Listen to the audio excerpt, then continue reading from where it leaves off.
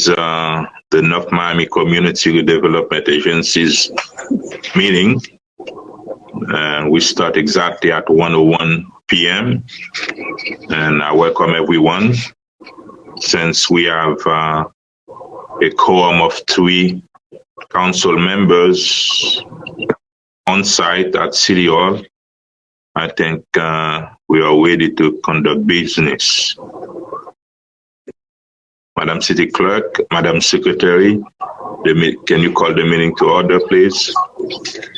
Yes, Chairman Biereme. Here. Board Member Keys. Here. Board Member Desilme. Board Member Galvin. Here. For the record, Board Member Galvin is appearing by audio only. Board Member Estime Irvin. Present.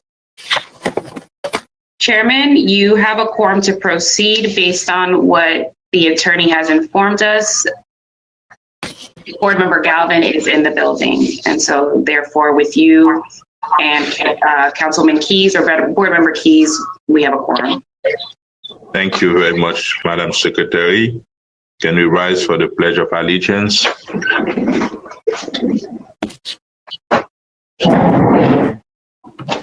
I pledge allegiance to the flag of the United States of America and to the republic for which we stand, one nation, under God, indivisible, with liberty and justice for all.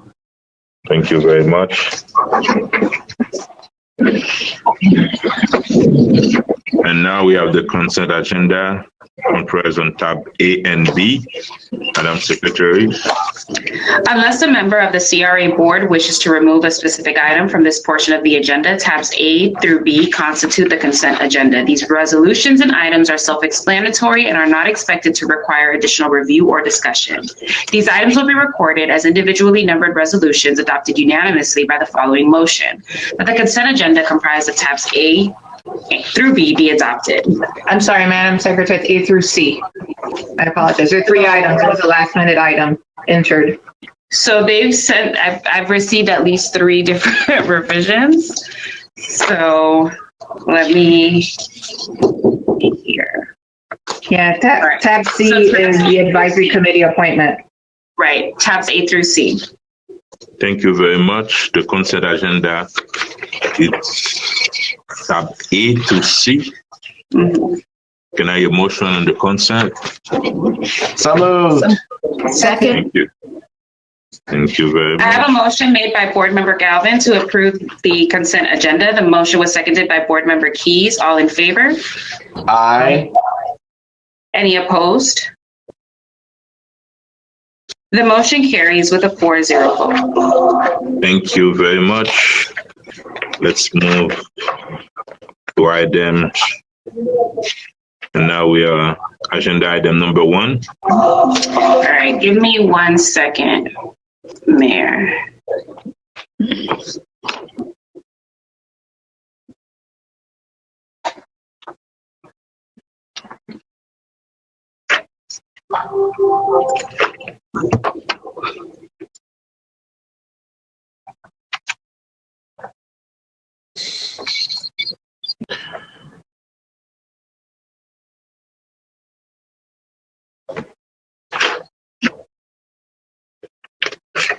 All right, agenda item 1, resolution to approve COVID-19 emergency residence assistance.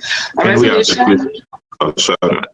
can we have a discussion for both item 1 and item 2, since it's one presentation and then we will vote on both together? If there's any amendment, we can do it. Steve, can we do that? There are separate resolutions. If you'd like to read both resolutions into the record, I would appreciate that if you took separate votes on each item. Okay. Madam Secretary, you can go. Okay, so Chairman Biereme, is what you're asking me to do to read both resolutions now, but knowing that we have to take 2 separate votes? Yeah, we will have the discussion on both, and then we will take 2 separate votes, one after one. Okay, and that's okay, Steve?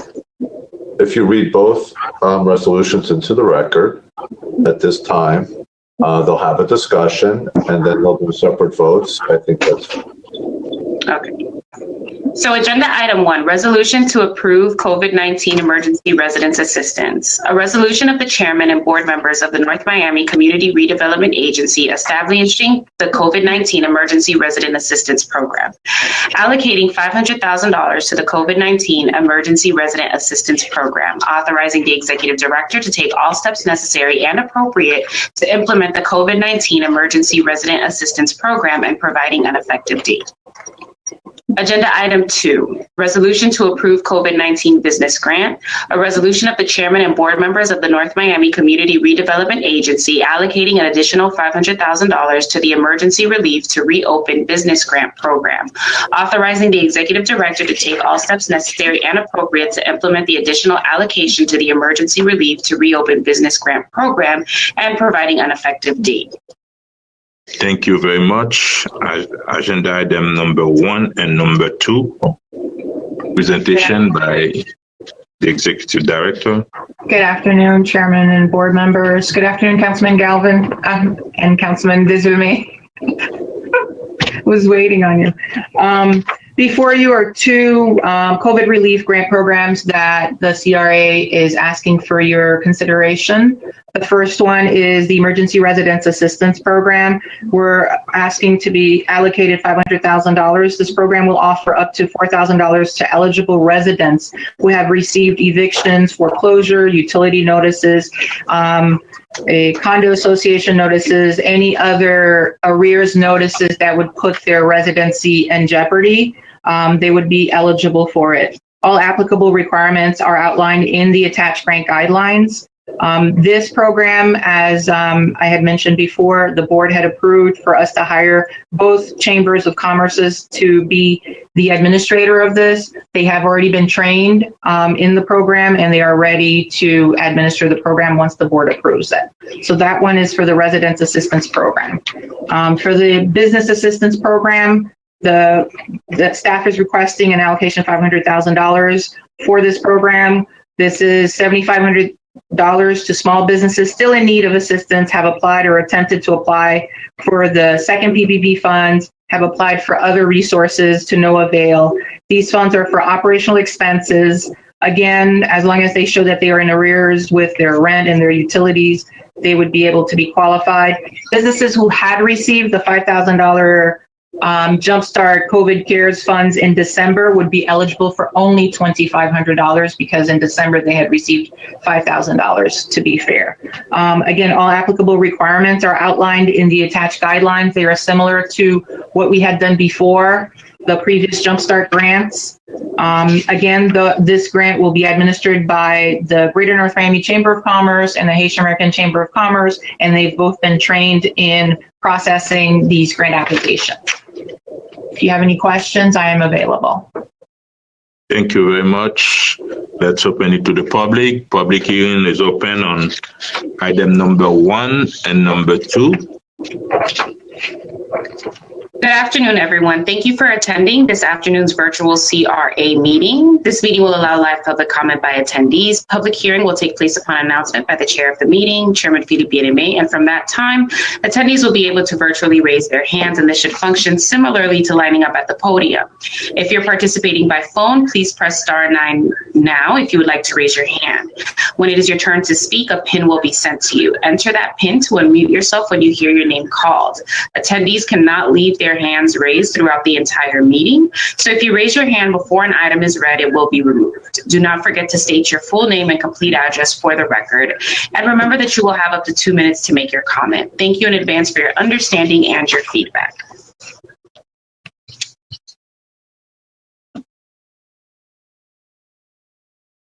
IT, you'll have to let me know if any hands are raised.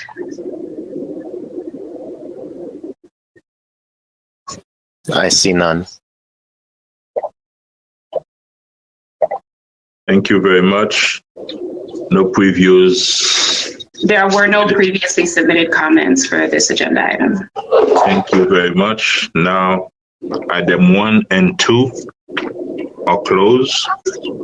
discussion, and now let's go on the board. Board members, any questions? Board Member Desume. Yes, Councilman Desume. Board Member Keys, you want to go first? Go ahead. Oh, it was just a comment. I don't think it was mentioned that both of these will be also administered by the Greater North Miami Chamber of Commerce and the Haitian Chamber of Commerce. So people know that it's just a continuation and that you've trained them, because we had that discussion, Rasha. Yes, ma'am. I did mention that. And as soon as the board approves it, our PR firm is going to release the press release, and it has all the information, where to go, the email addresses, website, and phone number for both chambers. Okay, thank you. You're welcome. Thank you very much. Yes, Mr. Chairman, may I go? Okay, I wanted to, the only comment I want to make, I am in supportive of the item, of both items. The only comment I do want to make, and I spoke to Rasha about this, was I am glad that the residential assistant program is open to homeowners, because in the past, my folks in my district, because we don't have many apartments, our numbers usually be low. So in a case like that, where we want to be fair, in the future, if we have some is it somebody's background? If we would have somewhat of an allocation where it would be very evenly, or at least where they would feel like they'll get a fair share, because what I've been hearing was like there has never been anything for them to help the homeowners on the west side of the city. But this does open it for them now. But that's just my comment, and I mentioned it to Rasha in terms of the emergency residential assistant, is how we could leverage it where it's a fair playing field for those who did not apply before. Another question we have to understand, those are people affected by COVID-19. That's been for people who've been living on a fixed income, who've been working throughout the pandemic, or they will qualify, Madam Camon. Now, these are people who were affected by COVID-19 and can show a demonstrable hardship that they were not able to pay their rent, mortgage, and other fees. So they have to show that they suffered because of COVID-19 through it. That's been, if someone been living on a fixed income, for example, and they cannot pay the mortgage, they're behind the mortgage, will they qualify? Again, no, because they would have to show that they were affected by COVID-19. Okay, we got to make it clear. That means it's not just because you're behind on your mortgage, you need to be affected by COVID-19 one way or the other. That means if someone live on a fixed income, but then they've been taking care of a family member who've been affected by COVID-19, will they be able to qualify? Well, they would have to show that, they were, they had medical expenses that otherwise, that's a little bit more complicated of a question. But yeah, if they show that, I'm going to give you an example. Take care of someone. I'm over 60. My wife been working, right? Yes. And I wasn't working, but she been in the hospital for 2 months, for 3 months due to COVID-19. And they can show that. Yes. They will be eligible. Yes, sir. As long as you can show on paper the hardship and that it was related to COVID-19. Most of the people we've helped are, yes, they are on fixed income, but there's somebody in the household that was bringing that additional dollar. That person was unemployed or was not able to get back to work at 100%. So that household suffered still because they're not bringing the same amount of money they were bringing before COVID-19. So if you can put together a note, how can you be affected by COVID, and you put different scenario question answers, I think that would help them. Okay. Thank you very much, Councilwoman Estime Irvin. Thank you. I just want to be clear for the public that's listening, Ms. Kamo. If someone had received relief prior, are they still eligible to receive it now? December. If they had received part of when we were helping the city through their CARES Act funds, there were 19 small businesses that we helped at $5,000. That was in December. So if they're applying again and they're in compliance, they had already provided us with the receipts for that $5,000. They would be eligible for $2,500. Only those, because the previous grantees. I'm talking about the rent relief and the mortgage relief. Oh, I'm sorry. I'm sorry. I apologize. We've mixed them both together. Well, again, they have to show that they're in hardship. So we've already had a resident that came here. She got a letter. They say she owes $10,000 in rent, which we can't help. But this is for people who are in hardship and are in jeopardy of being evicted or foreclosed upon. So my question is, if someone had a hardship and was helped prior, and then I guess we helped them out already, and then now they're still in a hardship, are they eligible to receive those funds? Yes, ma'am. Because the renters program was, at least 6 months ago. So they would have to show that they were still unemployed, they're still not able to make their rent, that they're showing that they're collecting unemployment. They provide us with the qualifying documentation to show that they're eligible. And we verify with the landlord that, some of them actually have been making payments, but they're just not there completely because they're not getting a full paycheck, or they're still not, getting a job. And just so for the benefit of the public, these funds are only available for people that live within the CRA boundaries. Is that correct? Yes, ma'am. Yes, ma'am. Thank you. Thank you very much. Another question, Madam Executive Director. The $4,000 maximum for the rental have to be able to take them out of eviction. Yes, sir. The landlord has to acknowledge that if they have foreclosure eviction proceedings started, they will have to acknowledge that they've stopped it and they're going to stop it for another 30 days. No, we have to extend it, because you don't want to give a landlord $4,000 and after 30 days, let's say someone is paying $1,000 a month. They owe 10 months. Even though if they receive the $4,000 next month, that person gonna receive another eviction letter. My professional opinion would be, if you owe $10,000 and we won't be able to help you, you should look at another location to relocate to. Okay, what we're gonna be able to do, they can use that $4,000 for relocation, Madam Executive Director. They can use that $4,000 for relocation within the CRA boundary. Yes, sir. They can use it for first, last, and security deposit. Up to $4,000. Up to $4,000. Yes. Okay. That's the part we want, because we don't want CRA. Someone who has $15,000. The landlord gonna be happy to take your $4,000. After 30 days, they're gonna send under the eviction letter. It's better to use that $4,000 to relocate it within the CRA boundary. Yes, and the chamber staff have been trained for that, and Gail McDonald and myself are the final approvers. We use our discretion to determine if it's feasible that they're not going to get evicted, or if we should recommend they move to a location within the CRA. Your CRA guideline doesn't have any help for multifamily units, no? Rental, that would be eviction. That would just be the rental assistance. It's still part of it, but not for the landlord for like all the apartments, no. Okay, that's when if we can reach out to some landlord who have empty spaces, that's when it's better to relocate those people so they can start a new life. Yes, Councilwoman. Thank you. Rasha, I'd like to ask this question. We had a lot of issues where, well, not a lot, but a couple of issues where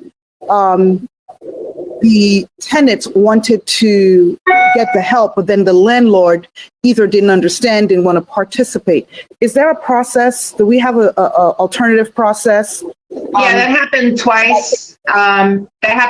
What we did is we ended up having the check. We had the check cut to the tenant, but the landlord had to come and pick it up here and sign for it. So they both went to the bank, cashed the check, brought me a receipt. What in the case where the tenant does not, I mean, the landlord does not want to participate? Is there something? Yes, that's what we did. We paid we did the check to the tenant.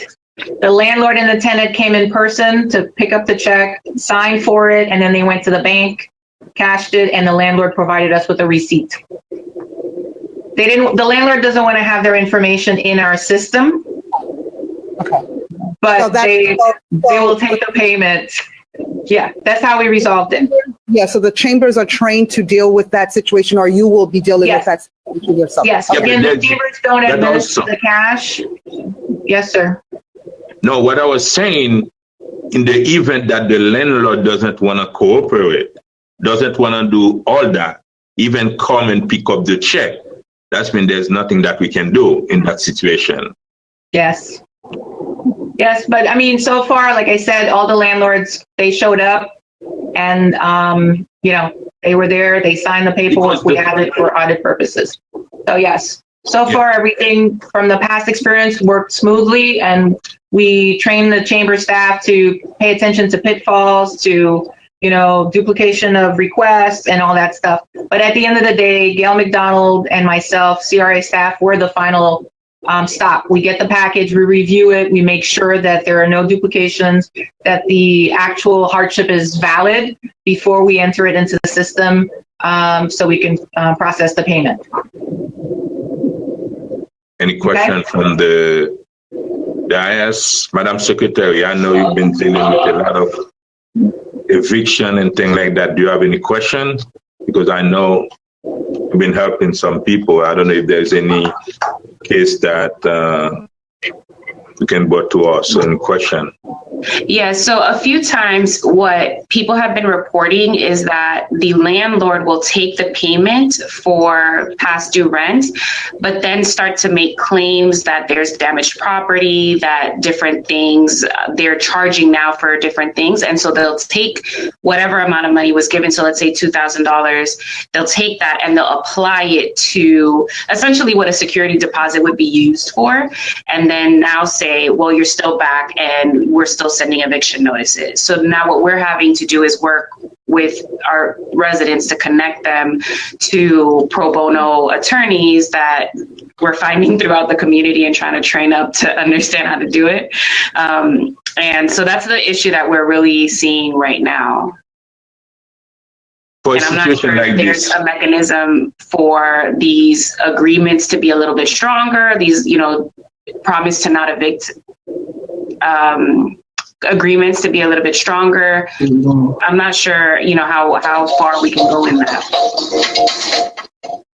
Madam Executive Director, so we have a letter from our CRA attorney that for the landlord to sign to say, one, they are not going to continue the eviction proceedings and the late fees and all that stuff. And also we'll give him an additional 30 days. Now, if you're talking about damages to the property and all that stuff, that's a little bit different from what we've experienced. But we can add that to our language. The letter from the attorney say that money should not be applied to damage or anything like that. Only the letter says you should not be charging us late fees. So we'll say you should not be charging late fees and damages. Exactly. Yeah. Language. Yeah. Yeah. By accepting this payment, you are acknowledging that you will no longer be doing eviction procedures, late fees, and I will add the word damages, the letter that the attorney, I had him prepare for them to sign. Thank you very much. If there is no question, can I get a motion, first of all, to approve item number 1? Second. Madam Secretary. I have a motion made by Board Member Estime Irvin to approve Agenda Item 1. The motion was seconded by Board Member Galvin. Also for the record, Board Member Alex Desume is present. All in favor? Aye. Any opposed? The motion carries with a 5-0 vote. Now, and if there is no question, can I hear motion on item number 2? So moved. Second. I have a motion made by Board Member Estime Irvin to approve Agenda Item 2. The motion was seconded by Board Member Galvin. All in favor? Aye. Any opposed? The motion carries with a 5-0 vote. Thank you very much. Item number 3. Agenda Item 3, Griffin Community Center Design Presentation.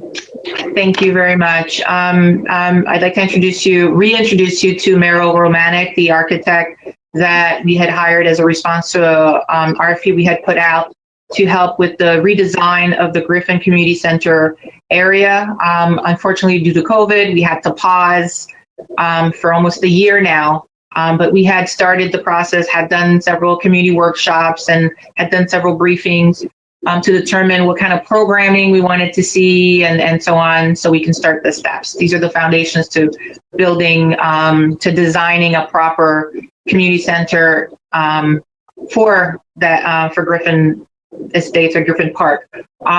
We did do a final virtual workshop with the community, and we got several input. We also presented at the CRA Advisory Committee last Monday, and also Ms. Romanek presented to the Parks Advisory Board last Thursday evening as well, the presentation that you will see.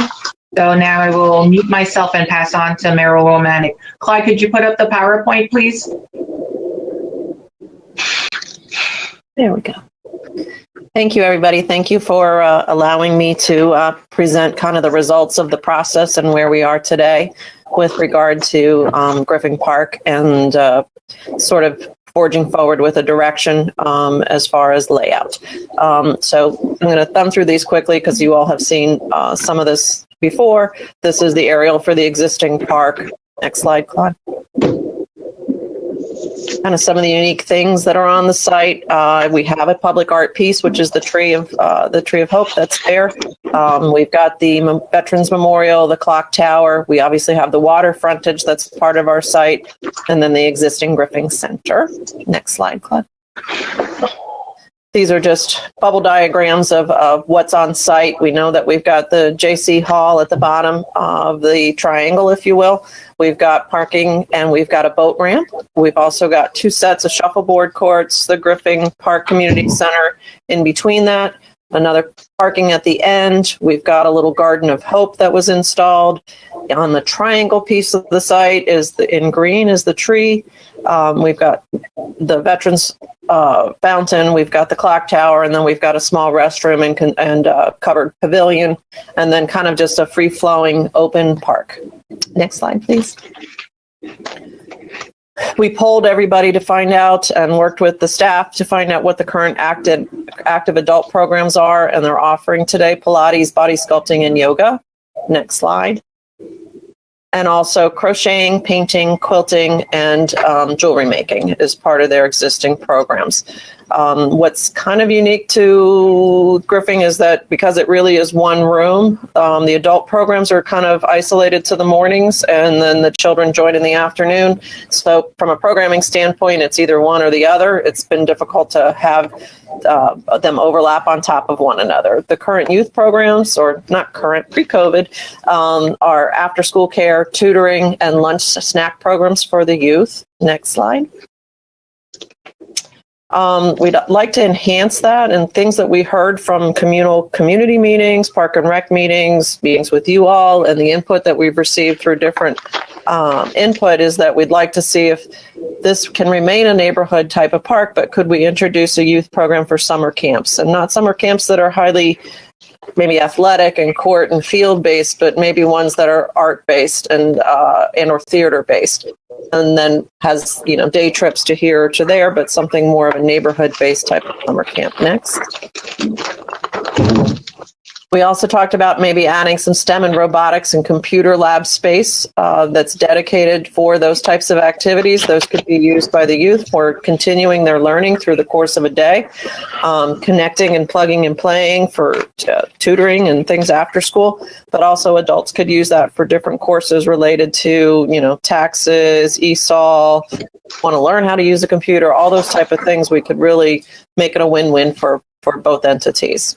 Next, please. We also heard that we want to enhance that fitness. A lot of the fitness that happens today is really roll down a mat, roll it up and put it away type of fitness programs. And certainly we can do that, but to have a room that's kind of dedicated to that would be nice to have the right flooring, the right lighting, the right plug and play, the right connectivity, the mirror on the wall, and really have the right space for that type of stuff they already have. But then we heard that it'd be great if we had some sort of true fitness room where we had cardio equipment, could run programs, athletic types of programs to really enhance and promote wellness. Next slide. We also heard about the arts and crafts rooms. There is a very strong quilting program there, and arts and craft programs tend to not be as easily flexible, meaning that multi-purpose rooms don't really work because there's a lot of storage that's involved and or sinks that need to be involved for the stuff for the different programs. So the idea was that we would find a way to have a room that's dedicated for arts and crafts.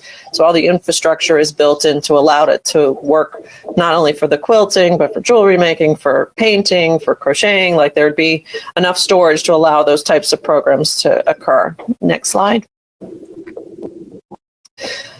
One other thing that we talked about is, if we've heard from you all that you want to have some sort of banquet hall facility as part of this facility, and that means a catering kitchen. And why couldn't that catering kitchen, because certainly you want to have an event and be able to serve people food and have, the chefs and the catering folks set up and spread the love of food. But couldn't we also have that be dual purposed and have it be a demonstration kitchen? So then it's programmatically, there could be programs on learning to cook for kids, healthy cooking for adults, cake decorating, different programs, guest chefs, things like that, that we could use that catering kitchen, not just as a place for that intermittent event that would occur, but a place that really is truly programmatic. Next, please. The multi-purpose rooms, we've heard, that we want to build in as much flexibility as possible. It could be set up as a banquet, it could be set up as a lecture hall, could be set up as a boardroom, could be set up for trainings, have sliding walls so that you could have 2 small rooms, 3 small rooms, 1 big giant one. So we're going to try to build in as much flexibility as we can. Next slide. We're not going to break down in the details, but in the summation of the program that we developed, and this is pretty much at this point about over a year old, we know that we need a welcome center and a place to welcome folks to the center, a reception desk, office spaces, restrooms, concession area, janitor's closets. So that's that core that's in red. Active adult, we think we need about 4,000 square feet. For the youth areas, about 6,000 square feet. For the gym and the fitness areas, that would be about just over 3,000 square feet. And the multi-purpose space, that's the one for the true banqueting area, which we had heard that we wanted to be able to seat at tables and chairs 200 people. And then the JC and Knights Hall, after doing their programming study, we need about 2,300 square feet to accommodate their needs. All in total, we're hovering around 30,000 square feet of space. That's part of the program that we developed and then we're using as a guiding tool as we start to look at the site. Our next step, once we just figured out kind of the pieces of the parts, was to start to look at the site. So next slide, Claude. Things that we heard from the staff is let's really embrace, or not from staff, from everybody, let's embrace the water's edge and let's create walking trails, things that connect the entire site, and you can do a loop and we can really engage on the water's edge. The water's edge today is difficult to see. There's a few moments that you can spot it. We got to clean that out. And we know that via the tree survey that there's a lot of invasive material that needs to come out anyway. Next. Waterway activities, why don't we engage it? Paddleboarding, kayaking, fishing, eco programs, cleanups, all that kind of good stuff can occur off of that water's edge. Next. Multi-age playground, again, this would enhance the youth programs, have a place for folks and kids to play and climb and engage, as well as having multi-age, also ADA compliance for that playground. It'd support the summer camp program in addition, and just be that soft little neighborhood spot where folks can go. Next. Outdoor fitness is also something to consider. Having equipment that you can actually create kind of a CrossFit kind of experience in the park as part of maybe that walking trail. We'll take a look at that. Next. Small performance and movie amphitheater. We know not today, but in the past, pre-COVID, was that the park was used for movie nights, used for gathering types of events, little arts and crafts types things. So creating a true little pavilion, if you will, that would allow it to be maybe you could actually hold a picnic under there by day, but during an event, you could use it as a place to perform, to sing, to have music, or hang a screen so that you could have those, gatherings of events for multiple people and viewing a similar focal point. Next. Picnic areas and open park. What we heard too is people like how kind of casual Griffin Park is, that it's not too structured, that it's got just little places to picnic and little pickup places to just kick the ball around, and very soft. Next. The one concept we introduced to everyone is kind of how to marry the two sides of the street. We at Griffin Park, we're unique in that Griffin Boulevard kind of bisects our site. And it becomes a little bit of a thoroughfare and a little bit of a cut through. So how do we soften that experience along the roadscape? There's a concept out of the Netherlands called a Woonerf, which takes a look at the streets and really modifies what we all know is that traditional curb gutter street. And you're told pedestrians here, cars there, and you're going to go fast and we're going to go slow. And it's very separating as far as experience. And what they do is by changing textures, by changing site furnishing, the landscaping, keeping it all on a level playing field, it becomes a much softer experience where the driver knows I better slow down. Visually, it doesn't look like a normal street. The pedestrian feels more comfortable crisscrossing that experience. So it's something that we want to integrate and at some points to make sure that we can marry the two sides of the site. Next, please. So in big picture, A is always going to be labeled the community center building. We have always, in all of these schemes, look at it as though it's a two-story structure. It's a big footprint, 30,000 square feet. So we don't want to take up too much of the green space and not have that building, go vertical and allow that to happen. We also think programmatically that there's certain things that are going to happen by day and or daily operations, if you will. And then there's the things that will happen by event, right? Things that are scheduled, booked, and taken care of. So as a loose bubble diagram, we're looking at the first floor becomes that day to day. The second floor becomes that more event-based type of activities. So this scheme takes the building and puts it at the corner and basically kind of faces the water's edge, becomes kind of a focal point at the entry, if you will, to the city off of Dixie. Put some parking along that edge. What you see in the dash line is a trail that wraps the entire perimeter, and that's kind of circulation. What you see in T is at the top left is where we would place the JC's Hall. We like the idea of the fact that the JC Hall, its square footage is about 2,300 square feet, which is kind of the equivalent to a house, right?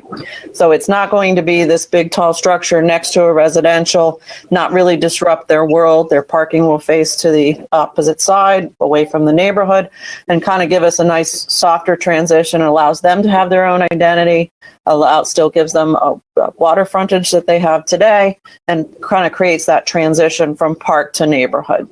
We put the boat ramp in every scenario at that same location, right in front of the JC, so people can come in and out, drop off, go do their thing, and kind of come in and out without disrupting. If you had a larger event at the facility and really needed to make sure that traffic flowed properly around the building. D is that Woonerf, that connection between the streets from one side of the site to the other side of the site, even up on 123rd, kind of finding ways to really slow that traffic down and kind of marry the site with the neighborhood. P is the playground, and that would wrap around that electrified tree art installation piece. And then R is really picnic areas, and E is the amphitheater. And what we'd like to do is, what's interesting and we learned in the site is that there is a right of way that connects D2 to D2, and that exists and originally was planned for it to be a street. So why not embrace it, but make it a soft street, a boulevard, if you will, of landscape that connects the neighborhood to the park and kind of make it's a thoroughfare, if you will, again, but more softer and friendlier version. In every single scheme, the clock tower and the fountain remain where they are. We know that some of that stuff's been moved once. We don't want to have to move it twice if we don't have to. And we feel like, it has a presence and a memory on the site, and we're trying to keep it as sacred as we can. So this is option A. What's Roshan mentioned, and Claude, you can switch to the next slide, is that after we had the community meeting in early December, we posted it up on SurveyMonkey and got feedback from folks. So this is just some of the feedback that we received from different folks as they responded to the survey. We asked them, shared each options. They were able to give feedback on each option because we have 3 options that we shared. And then at the end, vote for which one would be their preference. So the next slide shares more of the feedback that we received on option A. You can see that some people like it because it fronts the water. Some people don't like it because it's on the water, and you're going to see a little bit of feedback from everybody. The next option is option B, which took a little bit of a different twist, but like I said, the JC's Hall stayed where it is, the clock tower and the fountain stayed where it is, but we took A as the building and actually said, what if we put the building where that thoroughfare is? Maybe the building itself, and whether there's a colonnade on either side, starts to do the connection from 4th down towards the park and actually helps keep the traffic flowing. And what we liked about kind of that cradle shape in this option is that the amphitheater could be part of that cradle experience, and meaning that you could have the stage at the corner of 123rd and Griffin, and you could have this grassy area, but the building could be, elevated enough that you could look from the ground floor and have some elevation to look at what's going on, and maybe from the second level look down and see what's going on. So it kind of creates this amphitheater effect as far as an arena experience. So you would have multi-tiered ways to view. It still allows for that lunar connection between 4th and then the water side of the property. We would move the picnicking and the playground and areas over to the water side. Obviously, with the playground, we would need to create, the proper height enclosure as far as a fence so that little ones couldn't wander out there, but create great buffers. You can also do some of that. We'd always create the fence, but we could berm around it, right, to protect us from Dixie Highway, soft landscaping, and really kind of create this organic experience at that corner so that we provide that, if you will, buffer that allows for them to play safely and freely. Continue that walkway system so that now the public really gets to see, whether they come to park and drop off their boat or come to go picnic along the water's edge or come and bring their little one to the playground. We really get to experience that water's edge as its own little entity and not have the building part of that experience. And even with the cradling of the building, that allows you to even you'll see the waterways just because of the softness of the shape from upstairs. So in the banquet hall, you'll be able to experience that. So this is option B. Next slide, Claude. Same feedback. It's not same feedback, different feedback we received from different people. Again, I'm not going to read them all, and I'm hoping you guys can see them on your screen. But some people, Plan B allows for green space near the water, which people appreciated that as an idea, and the building doesn't look as heavy and massive in that form. Next slide, Claude. So this is just the individual feedbacks we received. I think there's one more slide to this one, yeah. And then option C. Basically took the building more in the same format as it was when it was on the water's edge and moved it to the site. You can see that by nature of its form, it seems to envelop a little bit more of the green space, and you end up with little pockets of green space, where when we curved it, it kind of left the edge along Griffin Boulevard much more soft and left you a little bit more contiguous open space. We've got parking along there, and we put the amphitheater kind of where the JC Hall is today, shooting back to the park. Again, the JC Hall and the boat ramp where it was. We've got picnicking next to the building, and then push the playground up to 123rd and the intersection of Dixie Highway. So it just kind of creates a little bit more of the softer elements along Dixie. The water's edge gets a little bit more of the parking. And this was another way to solve the puzzle. And the feedback we received on the next slides. In general terms, this was the one that folks liked the least as far as their general feedback. Just because it felt, I think, with the building so engaged in the center, it left a lot of little parts around it. So they just kind of weren't as open to this as the others. Next slide. And you can go to the next slide. So at the end of the day, like I said, we let them, I'm sorry, it's askew. I don't know why it's not lined up on the side. We asked them to vote on which ones you prefer. And by basically 2/3 vote, option B was the preferred approach to start to head in a direction. And that is the results that we've got today. And the next slide just shows you option B. And we're here to answer any questions you may have.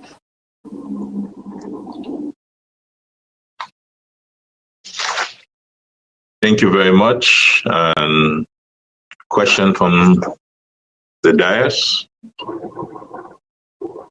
Yes, Councilman Galvin. Thank you, Mr. Mayor. Mr. Romanek, I noticed the percentages that you showed, 66%, 33%. How many people does that represent? There were 16 people responded. 16, yes. Okay, I'm just throwing that out there because to me that's a very small percentage on which to base the building of this brand new facility. We probably need to shop it a little bit more, get some more feedback. Was that pretty much the Parks Commission that you heard from? With the Survey Monkey, I don't know. I'm not necessarily told who's responded, but, I know that we had it open from, I want to say the December 4th or 5th all the way through the end of the month. Fair enough. I just think 16 people is really, really a small sample size. Whichever one of these options get chosen, when is construction happening? When do you knock down? When do you complete? What's the parameter for that? Okay. Well, unfortunately we took a little bit of a break, right? With the COVID experience. Break's over. I know, party's on. So, but what we've done now is once we kind of build consensus and say, this is the approach, because I think we all acknowledge that, there were different ways to look at this, and we couldn't look at it and say, we're going to go do this one and we're going to do this one and we're going to do this. And we kind of need to build consensus as far as, direction, as far as positioning, because it certainly is a unique site, right? Having this divider that goes between. This is a long answer for a short question. A short question. I'm sorry. Okay. Unless you're going to stick around with us for the next council meeting for the whole thing. No, I'm not. Have mercy on us for those that have several hours ahead of us. Okay. So the short answer is that at this point, with this direction, we can begin doing schematics of the floor plans and the elevations. That process should take us a couple months to get something to build consensus. And then from there, we can start construction drawings. I think all told, the completion of the design is probably 6 to 8 months before that will be complete. And then you can bid it and send it out to construction. So I'm thinking by the end of this year, we would go out to construction and start construction early next year. And then it's probably a 12-month construction period. My last question is about the JC Hall, and my understanding is that the nights are moving, so we probably should get away from the lexicon of JC Knights Hall. Mm-hmm. The JCs, the JCs own that building, though the city owns the land and leases it to them. Has anybody from the CRA's end had a discussion with them about how we would handle that scenario? Would they own the new building? Would we own the new building? Would they sell us their existing building? Like, that could be a little complicated. How are we handling that? We haven't had that conversation yet with the gentleman. Actually, last time I spoke with him was around November. but he's aware of it. I think what we needed from you was some direction based on what it is that we have so far, and then the CRA attorney and I will discuss it with them to help us guide us. Is it something that the board is interested in paying them for their property and we move on, or are we continuing the partnership that you've had with them over these years? So as soon as I understand more from you, your sense, then we will proceed that way. Okay. Sorry, Mr. Mayor. Go ahead. Now, I could go on and on. I'll leave it at that. But Rasha, let's talk afterwards, please, because those conversations need to be had really seriously right now. And to Ms. Romanek, we've got to get a bigger sample size than 16 people. To Mr. Chairman, real quick, to Scott's question, I think Scott kind of stole both of my questions. My first question to Ms. Romanek was the 2,300 square foot for the JC/Knight. Is it a 2-story building? That's the first question. No, that'd be a single story. 1 story. 1 story, not good.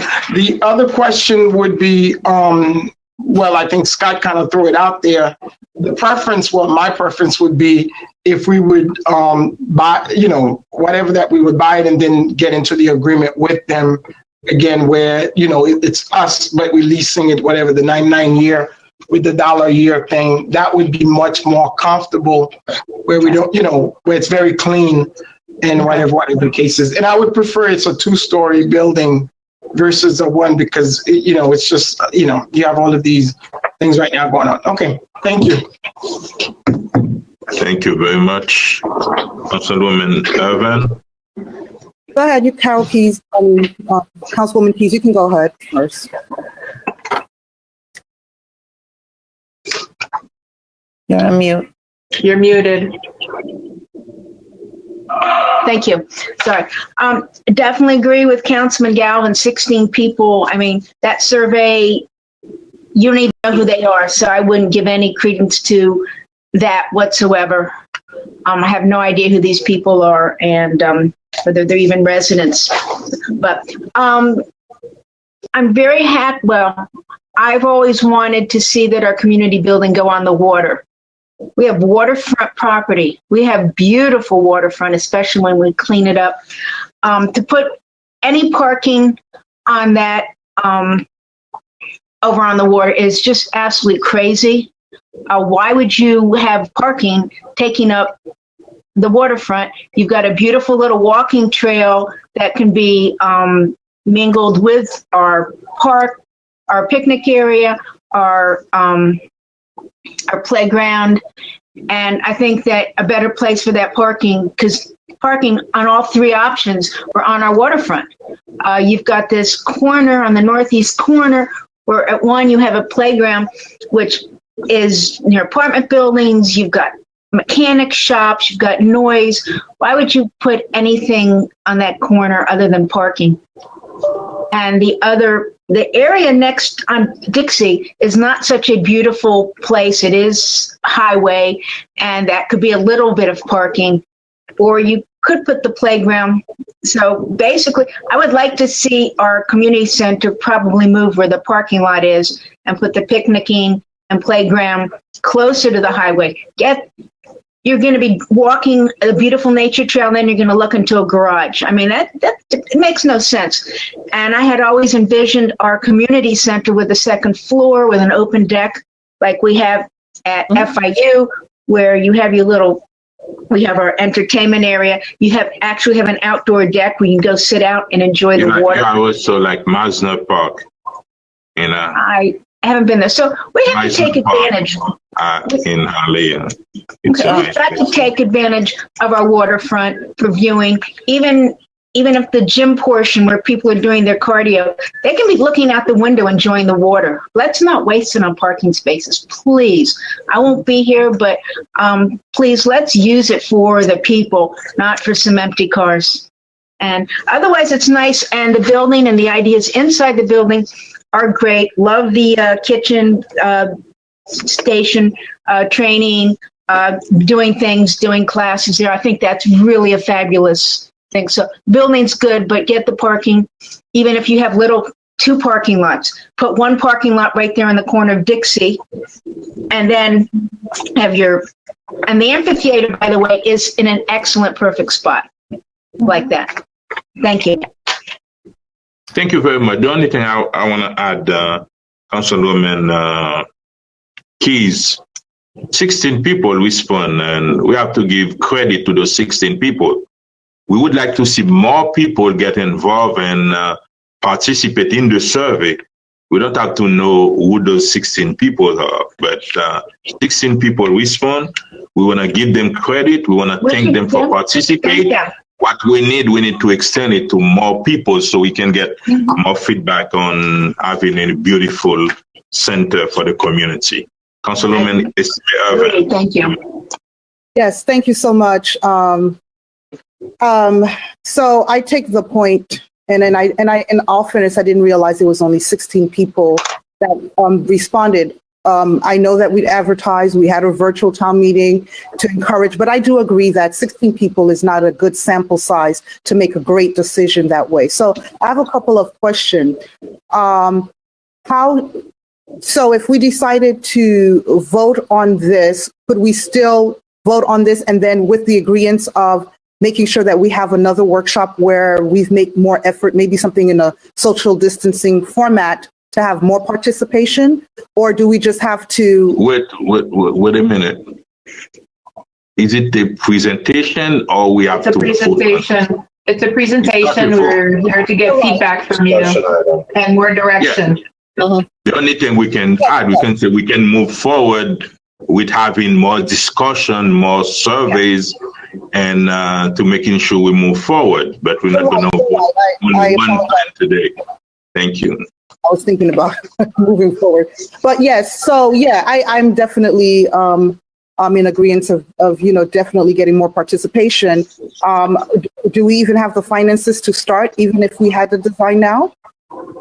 So the CRA's portion, as we discussed, the CRA's obligation was to work on the design scope of it.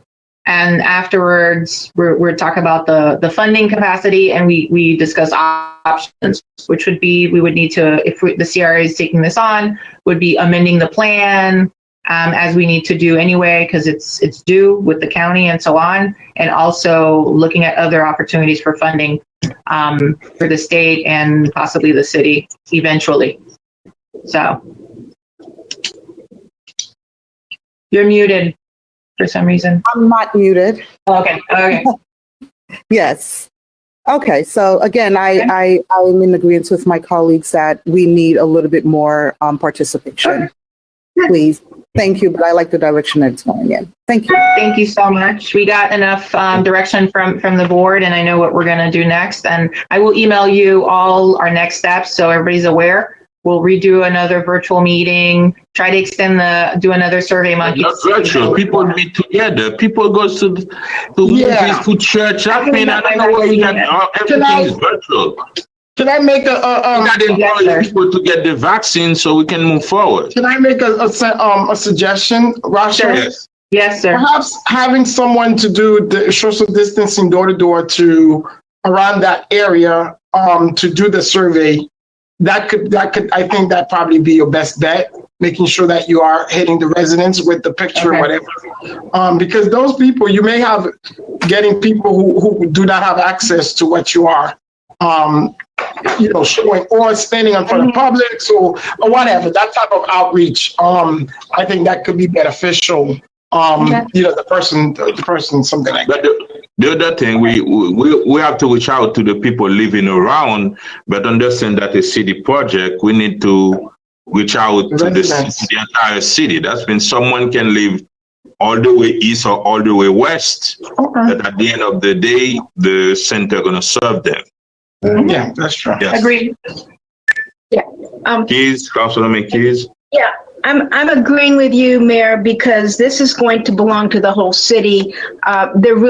We don't have a facility like that anywhere east, so the central is what we're going to be using.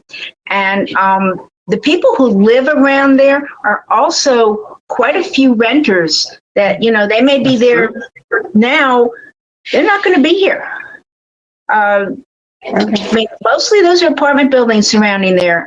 So they're not even taxpayers, a lot of them, except through their rent. So yeah, I think it's the whole city all the way east, because I use and have The taxpayers, my meetings there. So it's, yeah. The taxpayers understand that the ad valorem tax of the city is about $28 million, which is the budget of the police department. We have to go get money from those landlords and those commercial in order to balance our budget. That's been very important to the city. So that means you have to No, I understand the your owners, point, not the renters. when you say they don't pay tax, the landlords do pay taxes. The renters pay their taxes through their rent to the landlords. So talk to the landlords, because you're going to be appreciating their value. But they keep the restaurants and the supermarket open by living in the city. Yes, they do. But they're transient, so do they really care what's going to be there? I understand that, but your tax represents 20% of the city budget. Your property taxes, that's when you need to find out the $120 million elsewhere to balance your budget. It's a mixture of both. The homeowners and the renters and the landlord and the commercial. I'm just saying, don't leave out the rest of the city, because we're all going to use it. The entire city, we already say the entire city, whether you renters or homeowners. Thank you very much, and Thank you. that's conclude our presentation. And Madam Executive Director, do you have any report? Just two brief comments, because it's already 2:00. One, the CRA budget was approved at the Board of County Commission last week. I had emailed you and notified you individually. And two, the CRA offices will be moving at the end of this month to the new location, the old JCS building that you see that they're renovating right now. So we will be in transition like the last week of March if you're looking for us, but we will make sure that everybody's aware. That's it, sir. Thank you. Thank you very much. And Thank you, everyone. Yaya Tune, do you have any report? No report, sir. Thank you. Thank you very much. Offices. No public comment, Madam Secretary? No public comments Thank you very that were much. previously submitted, and Claude will let us know if there are any hands raised. No, Claude? There was one hand raised by Sarah McDevitt, but she put it down. Thank you very much, and that's conclude our CRA meeting for today. Can I hear a motion to adjourn? So move. Second. I have a Thank motion you made by very Board much. Member Desilme to adjourn, seconded by Board Member Galvin. All in favor? Aye. Any opposed? The motion carries with a 5-0 vote. We're adjourned. It's at 2:03 p.m. Thank you very much. We're going to come back in 5 minutes for our regular council meeting.